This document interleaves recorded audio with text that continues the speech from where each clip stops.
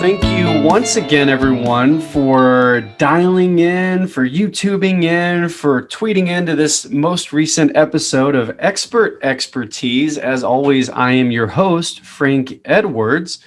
Before we jump into our first guest of the pod, I want to do a quick shout out to our sponsor, Spotify. Spotify, hundreds of songs, just tens of dollars a year for the cost. We're going to jump into our first guest today, and I know that you're all going to have a ball with this first guest. His name is Sidney Pierce, and he is a former National Basketball Association player. Sidney, thank you so much for joining. Before we jump in, am I pronouncing that name correctly? It's actually pronounced Sidney Pierce, but thank you so much for having me on, brother.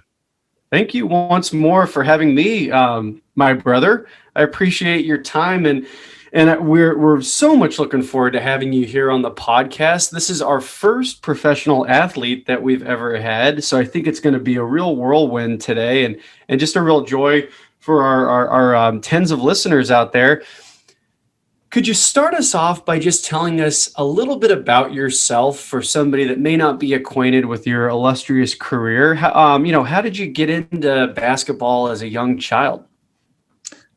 Yeah, well, when I was a young boy, I grew up dirt poor. Mm-hmm. We didn't have a whole lot to do. So when I wasn't playing with spoons or playing with forks, mm-hmm. I was out mowing people's lawns, trying to save up enough money to buy a basketball. They would pay me a nickel per lawn, so it took me 3 years. Mm-hmm. Okay, yeah, and where exactly did you grow up? Where were you mowing these lawns? Where were you collecting those nickels? I was mowing these lawns mostly in Texas. Mostly in Texas, mm-hmm. Okay. It's real flat out there. If you got good eyesight, you could see a lawn from a long ways away. Interesting. Okay, and that's how you would scope the good lawns to go mow. Right. Okay. Mm-hmm. Okay. The less mowed it is, the easier it is to see. Oh, okay. And maybe to come back to a little bit, you mentioned, because I'm trying to learn a little bit more about regional games and activities. You mentioned that you were mainly playing with cutlery. Could you walk me through what kind of games you would play? Yeah. So if you got a spoon, mm-hmm. you could draw a face on it, and a spoon is sort of shaped like a head, mm-hmm. right? So you got a person right there, mm-hmm. and then you do the same thing with the other spoon. Okay, but you could maybe glue a piece of macaroni around the top of it. Okay, and then you got a girl spoon. You know what I'm saying? Sure. A blonde girl spoon. Then you got a dude spoon. That's a lot of fun right there. I could see, a lot of possibilities. So rather than use one of the nickels that actually has a human male face on it, you would draw one on a spoon instead. Yeah. Frank, nickels are not shaped like heads. Uh-huh. That's very true. You know what? I hadn't thought about that, and I think we're already starting to learn a little bit, and this isn't even in your area of expertise. So this is This is excellent. Okay. Yeah. And then when you saved up enough from what must have been thousands of lawns to buy that basketball, what did you do first? What was the first thing you did when you got that basketball? Well, the first thing I did was draw a face on it. But mm-hmm. then I realized it was more fun if I tried to play the sport. You see what I'm saying? I could see that. Yeah. Okay. Yeah. So I had this basketball, learning curve. And I would dribble it. I would dribble it. I didn't have a hoop, so I had to mow more lawns. Mm-hmm. Okay. So that took a while, but eventually I got the hoop too. And then, I'm sorry, go ahead. Oh, no, I'm sorry. Continue. Okay, thank you. I imagine hoops are considerably more expensive than the basketball, so I imagine this was some amount of time, and I also imagine that your lawn mowing business was more fruitful in the summer months than in the winter. About how many years did it take you to set up a functioning ball and hoop situation where you could actually dribble and shoot it? Well, this time it actually went by much quicker because what I did was I hired out other kids to go mow lawns, and I took a cut off the top. Oh, interesting. So you were a young entrepreneur as well. Exactly. Once I had that ball, I knew I needed something to put it in. Okay. And that led to the thriving business. Wow, this is terrific. Mm-hmm. And did you play basketball in your school team at all while you were growing up? I tried to play basketball with the other kids, but I had a hard time getting along with them. Mm-hmm. They always wanted me to pass the ball, but they weren't as good as me. They say there's no I in team, but there is an I in win. That's all I cared about. Uh-huh. And I could see that being a little bit frustrating, but is that why you were so driven to get your own setup so you didn't necessarily need those other kids to play? Exactly. Yeah. Interesting. Spot on. Mm-hmm. Okay. So that explains kind of your early teen years and your formative years there. So then did you end up going to college out of the state of Texas? In the state of Texas, did you play at all in college? I did. I got a full ride scholarship to college in Texas. I didn't take any classes. I was so good. The professor said, "Get out of here. What are you doing? Go play some basketball. You don't need to know nothing about history. That's not going to help anybody. It's not going to help you, especially you." I don't know what they meant by that, but they meant it when they said it. So what I did was I played basketball, and I played and I played, and I was shooting so many hoops. I had to get surgery on my wrist 7 times. Wow. Yeah. And did you find it challenging then, or to not pass the ball when you were playing at the college level, or did you find that did you find yourself opening up a little bit more and maybe passing the quote unquote rock, as they call it? I hate passing so much. I don't even like it when people pass the ball to me. Okay. Okay. I'll tell you about that. Okay. So if I ask any question, you're not going to pass on it. I can get an answer. Absolutely. Okay. Good one, Frank. Thank you so much. Yeah, I mean, my brother, I appreciate the partnership. So you played your way through college in the state of Texas. How many years did you play? I played for about 1.5 years. Okay. Before I got drafted. Okay. And you must have been quite the prolific scorer if you were not passing on any of the plays. You must have scored quite some points. Yeah, absolutely. I was averaging about 86 per game. Okay.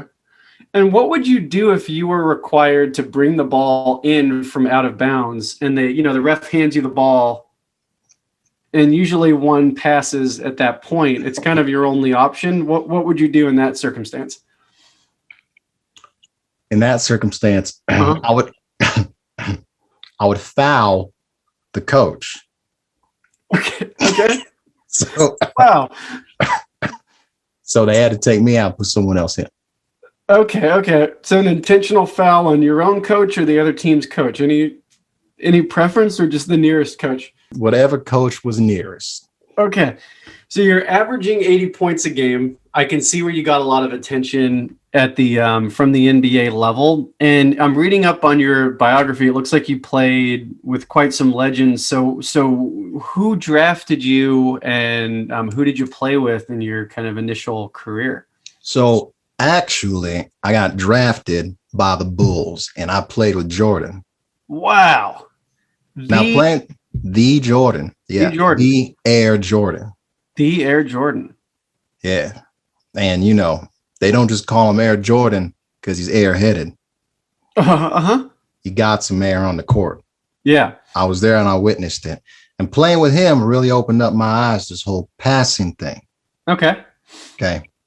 So that's when I decided, okay, maybe I'll try to do it your way. And we won several championships. Wow. And were you a big part of those championship teams? Yeah, absolutely. Yeah. Okay. I was still averaging upwards of 80 points a game. That's quite impressive. Yeah. The other 80 was scored by Jordan. Okay. So it's kind of Jordan number one, but close. It's Right. Sidney, and then it's Scottie Pippen, Dennis Rodman, those other guys. Those would be below. Yeah, the other guys. I already forgot their names. Doesn't matter to me. Okay. Mm-hmm. Yeah, and I think our listeners can do the same. It sounds like we know a little bit more now about the team. So do you have any fun Michael Jordan stories? I mean, I'm sorry to ask. I'm sure you get asked this all the time, but any fun Michael Jordan stories we might not know? I do, actually. Okay. So there was this one time after a game. Mm-hmm. Okay. We all go out. We're drinking a couple beers. And this woman comes up and she looks at me and she says, "Oh my God, it's nice to meet you, Michael Jordan." Mm-hmm. And Michael Jordan is over here, doesn't correct her. And the girl was so excited that it was me. I said, "Oh yeah, that's me, Michael Jordan, the king of air." And she asked me to jump over her. So I get out of my seat, I jump over this woman, and she's really excited, except I actually don't get all the lip. I accidentally kick her in the face. Okay. And Jordan says, "Hey, you missed the spot," kicks her in the stomach. Can you believe that? You believe that? Yeah, I mean, I don't know that it's necessarily the most fun story, but I think it's definitely a new one. I don't know that anyone else was maybe familiar with that. And where was this again? This was at a restaurant? This was at a restaurant. This is at a restaurant. Wow. So you played with Jordan. You got up to your hijinks. Just a couple of buddies having fun around the town. Nobody's getting, no harm, no foul. And then you won some championships with Jordan. But you mentioned that was kind of your first team. Was there another team that you spent some time playing with? Well, you see, after the Bulls, I took a 7-year hiatus from basketball. Okay. And then 7 years. Yeah. Okay. Yeah. And then when I came back, I played a little bit with LeBron. Oh, very interesting. Well, maybe let's split those two little nuggets up and nibble on each one at a time. So a 7-year hiatus. Could you walk me through? I mean, I know Jordan himself took a bit of a hiatus. Wasn't quite 7 years, but what led to that time off, and what did you do during that 7-year period? Sure. Well, I got to I feel like I hit a plateau in my career because I was having trouble getting my average above 84 points a game. Mm-hmm. I should be hitting 90, 100, 117 points a game. Okay. And I needed to take some time to reflect a little bit, Okay. So I wanted to try a couple things. One of the things that I did that I really enjoyed was opening up a bakery. Oh, okay. Yeah. We mostly did exotic cakes, but I did find a lot of joy in doing that. Interesting. Well, so this is fascinating. Before we talk about your time with playing, with LeBron James, which is very exciting. Let's dive into that bakery and learn a little bit more about it. When you say exotic, when I say exotic, I think about kiwi fruit or zebra. So are you making cakes with exotic flavors or animals on them? So, if somebody called and they wanted a cake that had like a beach scene, looks like Hawaii, we could do that. But most of the people that called in just wanted for bachelorette parties. Interesting. And does the tend to be the focal point of the cake or a part of it? It's usually the focal point of the cake, and we got it right every time because we just modeled it after my own. Interesting. Okay. And so it seems like you had a very niche target audience there. Is there a lot of other decoration on the cake, or is it primarily a genitalia over maybe some white or black frosting? Yeah, it's mostly just like a display of genitalia. It might have just a dick or maybe just a vagina. Maybe it'll have a vagina going into a dick. Some people like some weird shit, It's normally the other way around, but I probably don't have to tell you that, Frank. So there's all sorts of weird stuff, but we got pretty good at it because if you think about it, there's really only like 3 or 4 holes that people put stuff in. So Okay. So I can see, yeah, it's a limited number of, you can kind of perfect your craft in a way. yeah. Like in basketball, there's only so many ways to get the ball through the hole. Right. Like on cakes, there are only so many holes that can go on top. I could see that. So who were your models then for the other bits that you might decorate a cake with? Since you're the model for the Right. We found a Scandinavian woman, and we used her for all the other parts. Mm-hmm. All of the other parts. All the other parts. Got yeah. it. Okay. Yeah. She was real good at modeling. I don't know, something about it she really enjoyed. And usually when she talked, I got the idea because we would have conversations and she would open her mouth way wider than was necessary to talk. Uh-huh. And then it just kind of hit me, you know. Now, you mentioned she was really good at modeling, and that gets my brain thinking. In my head, I guess I thought this was a one-time, for your modeling, I thought this was a one-time and they'd make a cast. Am I listening correctly where you and she would model fresh for every cake that you made? Is that how these cakes were created? Well, people like to see different stuff. Sometimes you want a from the front. Sometimes you want a from the side. Yeah. Sometimes you want a crooked. I don't know. It's not my decision. Sure. So yeah, we'd have to model for every cake. But the good news is we were only doing about 1,000 cakes a week. Okay.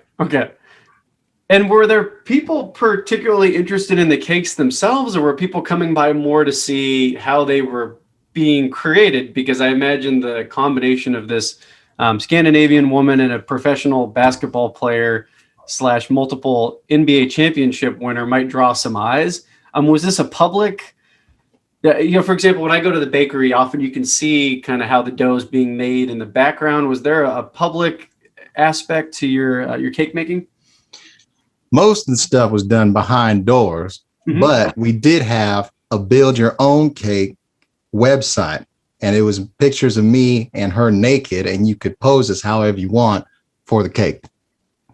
Very interesting. This sounds very ahead of its time I'm imagining if you played with Jordan, you probably ended your career in the early 2000s. This is a very, very technologically advanced website. I'm quite impressed. Yeah. Well, we invested about $7 million into it. Okay. And was it a very lucrative business when you walked away after that 7 years? I feel like if we would have given it maybe 2 or 3 more years, we would have broken even for sure. Okay. Yeah. Wow. Well, then, okay. So you had the successful cake company after your years with Jordan, and then you stepped into the king himself, LeBron James. So tell us a little bit about what it was like playing with LeBron compared to King Air himself, as you said. LeBron James is a cool guy. He's a little bit weird, though. LeBron, those people, you're playing with them. You're trying to do this team thing. You're passing the ball back and forth and whatnot. But he says he do not pass him the ball while making eye contact. It's very important to him. He doesn't like it. So I had to look away like this before I threw the ball. Sure. Okay. Yeah. And if I came in to if you came into the locker room and you were wearing briefs with the color orange on them, he wouldn't let you on the court. You're not playing that game. You got orange on your briefs. Okay. He just doesn't like that color for whatever reason. I don't know. And he always had a set of dice and a goat in the locker room, and he would play with the goat and the dice. And what would he play in particular? I'm not familiar with any sort of goat dice games. I'm just curious what he would play. I never heard of no goat dice games either, but I don't actually know how the rules went. He wouldn't let anybody play with him. He would just throw the dice, bounce them off the goat, and then he would yell, "Do you believe me now?" So it sounds like it was a pretty solitary activity, despite you guys being there. Yeah, it was real weird. It sounds like it, yeah. And maybe going back to that first example you had there about the passing. So you noted that no eye contact on the passes. Was that a rule that he had just for you, or was that for the whole team? As far as I know, it was the whole team. Okay. Yeah, I guess you're not looking, right? Yeah, I'm not looking. Not looking, yeah. Did you find it difficult to kind of keep momentum on offense? Were you turning the ball over a lot? Did your numbers plummet while you were playing with LeBron? I think they held steady. Okay. Around the low 80s. Okay. But it was definitely an interesting challenge working with LeBron James. Mm-hmm. Yeah. He also demanded that we call him Mini. Mm-hmm. I don't know why. Yeah. Seemed like a pretty big guy to me. Sure. You know? Yeah, real strange. You said, yeah, these are really interesting. When I hear stories about LeBron James, I hear of him pretty much as a straight shooter, a relatively, win first type of guy, but not one that has maybe some idiosyncrasies like we're learning. So, I mean, have you ever thought about writing? Oh, I'm sorry. Go ahead. Yeah, there's another twist or another anecdote here. Go ahead, please. Yeah. I was just going to say, I think that a lot of that normalcy that is portrayed is his publicist doing that job, because if you hang out with him, it doesn't make any sense. If you look at him in the locker room, he only shaves half of his chest. Mm-hmm. So the other half, it looks like a little bit like my face over here, and over here is smooth, and he said it helps with his gems to balance his karma. He had little gems. You rub them on the side with no hair. Wow. Yeah. And were you very close with him? Did you spend time off the court together? It sounds like he may be a little bit more reserved than we might think. I often see him very social, but it sounds like he may have had kind of two LeBrons almost. Yeah. I really tried to avoid that guy for reasons that I feel like are pretty obvious based off these stories. Yeah. But there was one time he asked me to do a favor and go grocery shopping with him. Okay. So, we went down to Safeway and we were looking at some vegetables. He had to get some vegetables for dinner. Sure. And he looks over. Yeah. He gets the vegetables and then he said, "These are good for digestion. But you got to make sure that you eat your meat first." And he reached over, he grabbed a steak from the butcher, and he just started eating it raw right there in the store. It was crazy. Yeah. There was blood dripping places. People were getting scared. The owner asked him to leave, and he said, "You're next." Yeah. Any idea what he meant by that? Or I think he was going to eat the man. I think so. I don't know. I said, "I don't know this man." And he looked at me and said, "Yes, you do, motherfucker." And I said, "I know this guy. I know him." Mm-hmm. Yeah. Well, I mean, have you ever thought about writing a book? I think just even some of these stories alone, I mean, such a unique career between the Chicago Bulls and then playing later with LeBron James. I mean, it sounds like you might have some nuggets that somehow eluded the rest of media, popular culture. It sounds like you've got a lot of, this is just even what's off the top of your head, I imagine, deeper in the well. Have you thought about writing a book or starting a podcast? I haven't thought about writing a book until you said that just now. I think what I needed was a good medium to get my message out there. So maybe after some figureheads or something watches this, sure, they're going to think, "Oh, that's a guy that needs to have a book written." So don't let me down. All 10 of your listeners, better reach out. We can make some money here. Well, we'll put the word out. I mean, we have all sorts of people that listen to this podcast, all the way from members of my family to acquaintances of mine to members of my extended family. So I think, putting the word out there, if anyone would like to co-author this book or sponsor Sidney Pierce on writing that, I think you've got such an interesting rags to riches story too, having grown up poor and come into wealth and then squandered that wealth on an unsuccessful erotic bakery, but then regained it, I'm sure, with your time with LeBron James. So now that you've retired from the National Basketball Association. I imagine you stay up on the sport. Can you tell me, what do you see when you watch modern basketball compared to your days? I imagine you see probably eye contact when they pass. You probably aren't seeing as many 85-point games. What are your thoughts on the modern game? I think these young lads nowadays have it easy. When I first started playing basketball, the balls were oval, okay? Hard to control while you're dribbling. And before that, they had one right corner, okay? These guys, they're all little sissies, if you ask me. I see them getting knocked over. When I was playing, we didn't get knocked over unless something was broken or there was blood coming out of our eye sockets. And yeah, I mean, I think that's what I think about these new kids. They got it so good, they don't know how good they got it. Interesting. So you think they might be a little bit soft, for lack of a better word? Some of these players might lack that kind of tough edge. Exactly. Absolutely. Yeah. I feel like if I walk up to one and I blow on him, he's going to fly like 20, 30 feet. Bye. You know what I'm saying?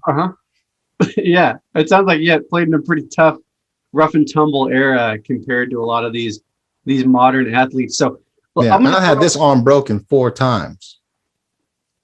That one arm. Yeah. And you mentioned some surgeries on a different wrist as well. I mean, how many times? This wrist over here. How many times would you say you've been, you've had a broken limb or had to go in for surgery? Let's see. I had this arm broken 4 times. None of them were playing basketball, though. That's just other extracurricular activities. I bought a pogo stick and I tried it 3 more times. Didn't work out. Okay. I'm sorry to laugh, but just you don't strike me as much of a pogo stick guy with your, I imagine about 6'11" from your profile is what I saw. You were about 320 pounds in your prime. Yeah, well, hey, never judge a Texas book by its cover. Okay. Pogo sticks are a hell of a lot of fun if you ain't breaking your arm. Now, I had surgery on this wrist 7 times from doing this motion.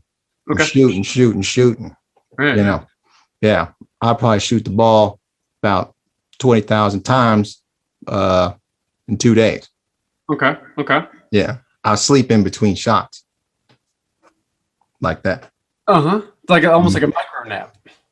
Right. Like a little micro nap. And but you know what? Winners don't sleep.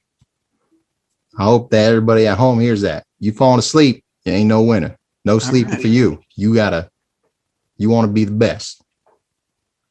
It's a good message out there for the listeners. I'm sure people can apply that to a variety of different areas of excellence.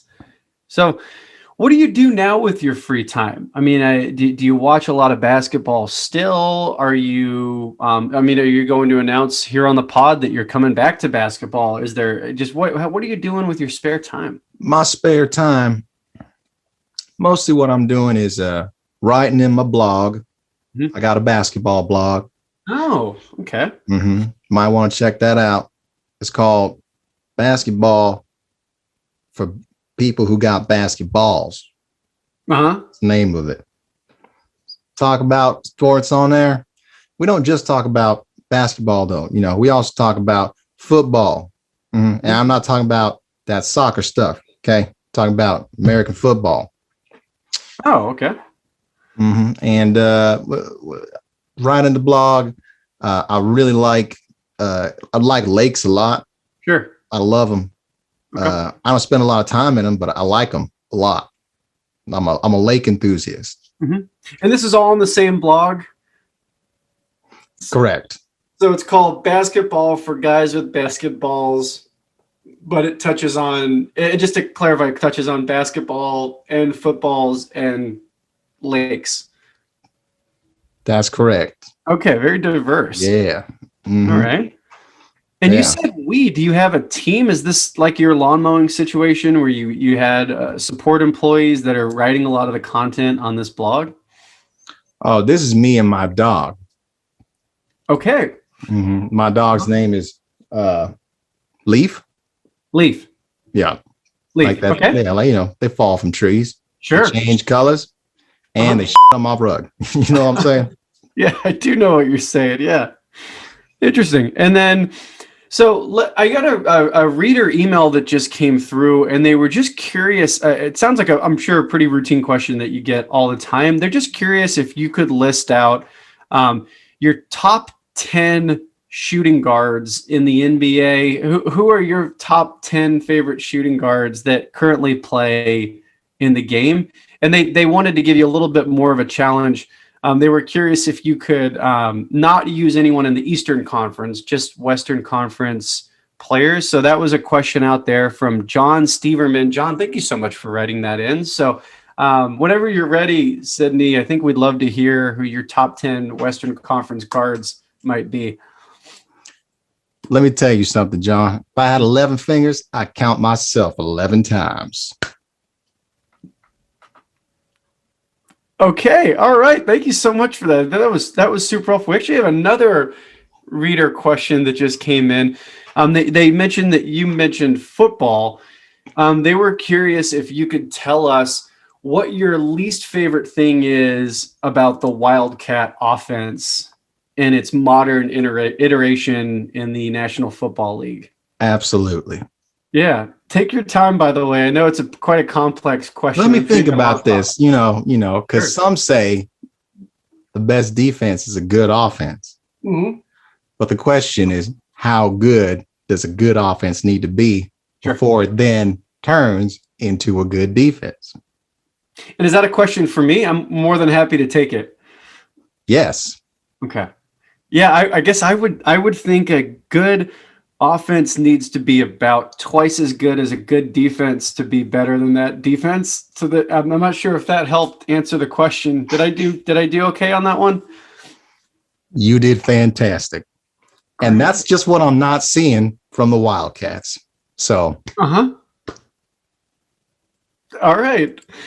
Well, I mean, we're getting near to the end of the podcast. I mean, this has been just tremendously interesting and very dynamic. I feel like we've learned a lot about you, but we've also learned a lot about different industries, whether it's lawn mowing or exotic cakes. And I think we've got a lot of great takeaways from this time. So just one more time from me to you, I'd like to say thank you. But before we close up, I'd love to ask, do you have any parting thoughts for our numerous listeners out there? Anything that you'd like to leave as a last bit of advice or a nugget of wisdom to our users out there, our listeners? Absolutely. A nickel is not a waste of money. You got one, you save it. Because that nickel could turn into a cake. That nickel could turn into basketball. A nickel could turn into playing basketball with a guy who has half of his chest shaved. Do what you love, and you can accomplish anything with a nickel. All right. I mean, I feel so inspired. I'm going to go ahead right out to the bank, get a roll of nickels, and see how many penis cakes I can turn that into. Thank you so much, Sidney, again, for your time.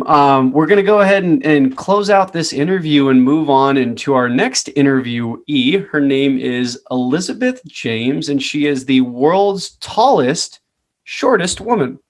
Thank you so much, everyone. We'll be back soon.